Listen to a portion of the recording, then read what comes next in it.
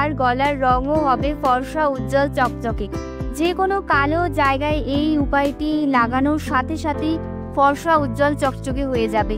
তো আজকে আমি তোমাদের সাথে এমনই একটি ইজি এবং হেল্পফুল রেমেডি শেয়ার করব, যেটি লাগানোর সাথে সাথে কিন্তু ফর্সা উজ্জ্বল চকচকে হয়ে উঠবে। বিশেষ করে হাত, পা, ঘাড়, গলা এইসব জায়গাগুলো যাদের কালো আস্তরণ পড়ে গিয়েছে, সেই কালো ট্যানগুলো কিন্তু খুব সহজেই উঠে যাবে আজকের এই রেমেডিটি ব্যবহার করার পর।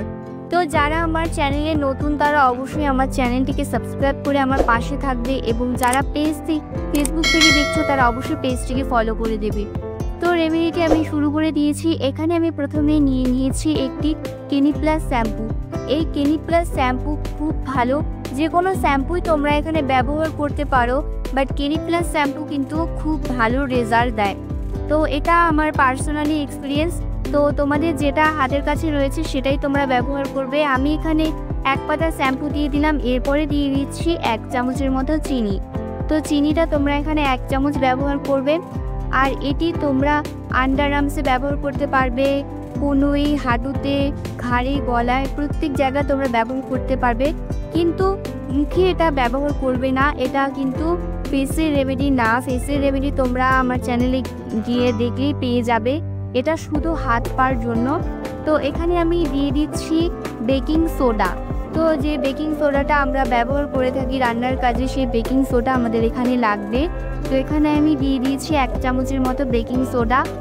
যতগুলো উপাদান আমি এখানে অ্যাড করব, তা সব থেকে বেশি ভালো কার্যকারী উপাদান হলো বেকিং সোডা। এটি আমাদের স্কিন থেকে কালো আস্তরণ 1 নিমেষেই দূর করে দিতে পারে। তো এরপরে আমি এখানে দিয়ে দিচ্ছি লেবুর রস। লেবুর মধ্যে রয়েছে ন্যাচারাল ব্লিচিং প্রপার্টিস। লেবু খুব ভালোভাবে স্কিনকে ব্লিচ করবে, তার সাথে সাথে স্কিন টোনকে ব্রাইট করতে সাহায্য করবে। লেবু এবং বেকিং সোডা এই দুটোর কম্বিনেশন দুর্দান্ত। তো এখানে এই প্রত্যেকটা উপাদানকে ভালো করে আমি মিশিয়ে নিচ্ছি। তো দেখতেই পাচ্ছ এটা কিন্তু হালকা ফুলে উঠবে। তো এরপরে আমাদের লাস্ট একটি উপকরণ এখানে অ্যাড করে দিতে হবে, সেটি হচ্ছে কোকোনাট অয়েল। তো এখানে আমি কোকোনাট অয়েলটা ব্যবহার করছি। যাদের স্কিন খসখসে ড্রাই, সেই ড্রাইনেসটা দূর করার জন্য তোমরা এখানে কোকোনাট অয়েলটা ব্যবহার করবে। তো এখানে কয়েক ফোঁটা মতো কোকোনাট অয়েল দিয়ে দেওয়ার পর ভালো করে মিশিয়ে নিচ্ছি প্রত্যেকটা উপাদানকে। বন্ধুরা, এটি ছেলে মেয়ে প্রত্যেকেই ব্যবহার করতে পারবে।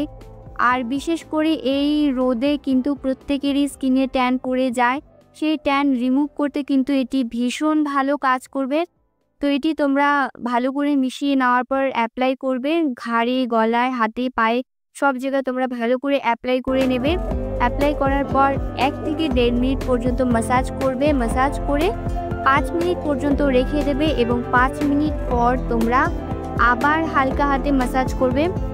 আর ম্যাসাজটা ভীষণ ইম্পর্টেন্ট। যতটা তোমরা ভালো করে ম্যাসাজ করবে ততটা কিন্তু স্কিনের ভেতর থেকে নোংরাগুলো পরিষ্কার হবে, ডিপলি স্কিনটা ক্লিন হবে। তো এখানে লেবুর খোসাটা কিন্তু আমি ফেলে দিইনি। 5 মিনিট পর আমি লেবুর খোসাটা দিয়ে আবার ম্যাসাজ করে নিচ্ছি। এই লেবুর খোসা দিয়ে ম্যাসাজ করার ফলে যত নোংরা ময়লা আমাদের স্কিনে আটকে রয়েছে, যত ধুলো, বালি, এইসব জিনিসগুলো কিন্তু খুব তাড়াতাড়ি ক্লিন হয়ে যাবে। তোমরা এই রেমেডিটা সপ্তাহে 3 বার ব্যবহার করে দেখো। 3 দিন ব্যবহার করলে ধীরে ধীরে তোমরা ভীষণ ভালো রেজাল্ট পাবে। আর কেমন রেজাল্ট পেলে সেটা অবশ্যই আমাকে কমেন্টে এসে জানাবে।